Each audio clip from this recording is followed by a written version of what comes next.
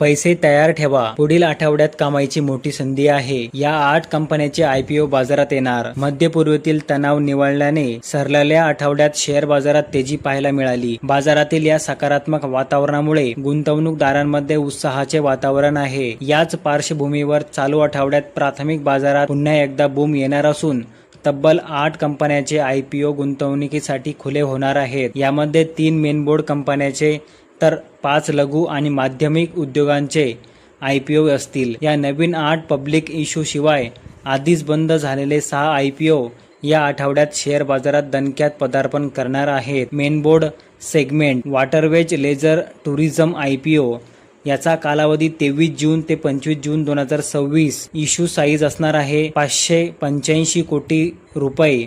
Book built issue विशेष हा पूर्णपणे 0.72 कोटी इक्विटी शेअर्सचा फ्रेश इश्यू आहे.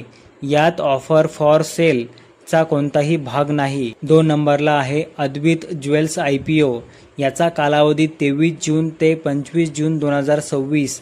इश्यू साईज 165.16 कोटी रुपये. विशेष बुक बिल्डिंग रूटद्वारे आपल्या जाणाऱ्या या पब्लिक इश्यूमध्ये संपूर्णपणे 1.20 कोटी इक्विटी शेअर्सचा नवा इश्यू समाविष्ट आहे. 3 नंबरला आहे CSM टेक्नॉलॉजीज IPO याचा कालावधी 24 जून ते 29 जून 2026. इश्यू साईज 145.78 कोटी रुपये.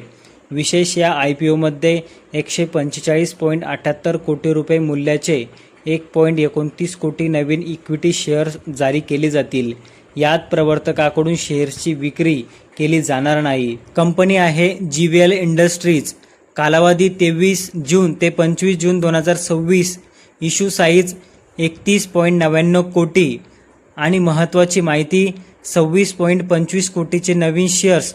5.34 कोटीचा IPO संपूर्णपणे 0.58. श्रीधर्स स्पिनर्स 23 ते 25 जून 2026. त्यानंतर 30.68 कोटी इक्विटी शेअर्सचा fresh issue book built issue असणार आहे. त्यानंतर श्री प्रियांका जिओ कॉमॅक्स कालावधी आहे 24 ते 29 जून 2026.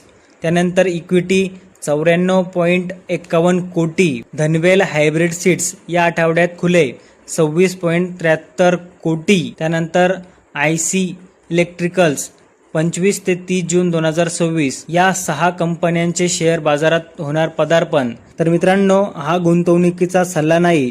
शेअर बाजारात कुठल्याही प्रकारची गुंतवणूक करण्यापूर्वी तज्ज्ञांचा सल्ला घ्यावा. तर मित्रांनो, तुम्हाला कशी वाटली माहिती कमेंट बॉक्समध्ये नक्की सांगा.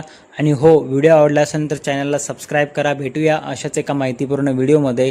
तोपर्यंत धन्यवाद.